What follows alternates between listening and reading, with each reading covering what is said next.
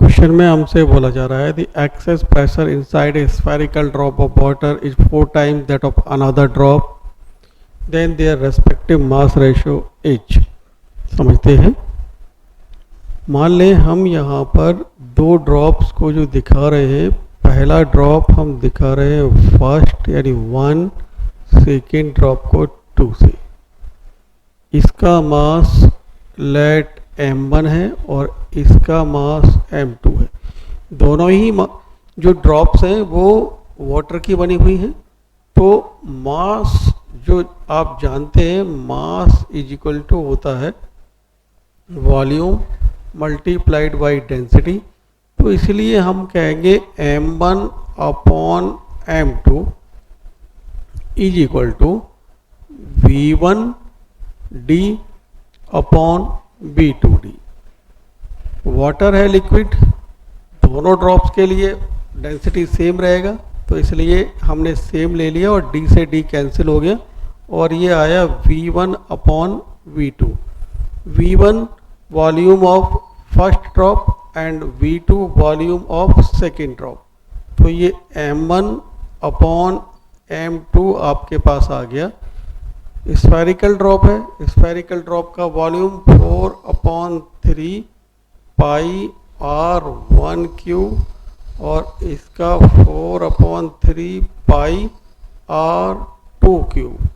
4/3 pi cancel. तो देखो बच्चों, हमें यहाँ मिलता है m1 अपॉन m2, ये आ गया हमारे पास r1 अपॉन r2। r1 और r2 का रेशियो फाइंड आउट करने के लिए हमें इन्होंने बोल रखा है कि the excess of pressure inside a spherical drop of water is 4 times that of another drop. तो एक्सेस ऑफ प्रेशर हम जानते हैं that is given by delta P is equal to twice of surface tension divided by radius. तो हम कह सकते हैं पहले के लिए जो प्रेशर होगा वो delta P1 is equal to 2T upon R1। T capital T जो लिया है वो है सरफेस टेंशन।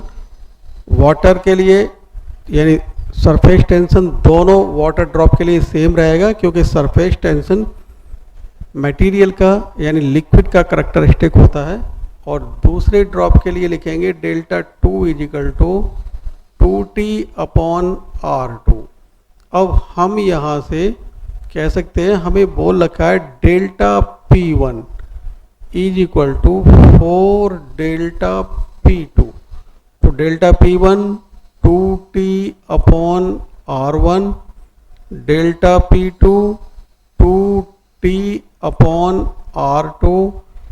2T से 2T कैंसिल, तो हमें यहाँ पर मिलता है R1 अपॉन R2 हमारे पास आया 1/4।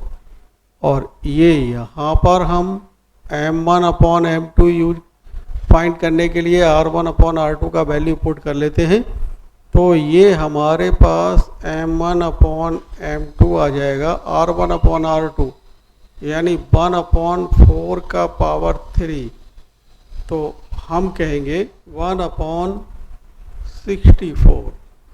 तो ये हमारे पास m1 रेशो m2 आ जाएगा 1/64। हम देख रहे हैं ऑप्शन डी इज करेक्ट।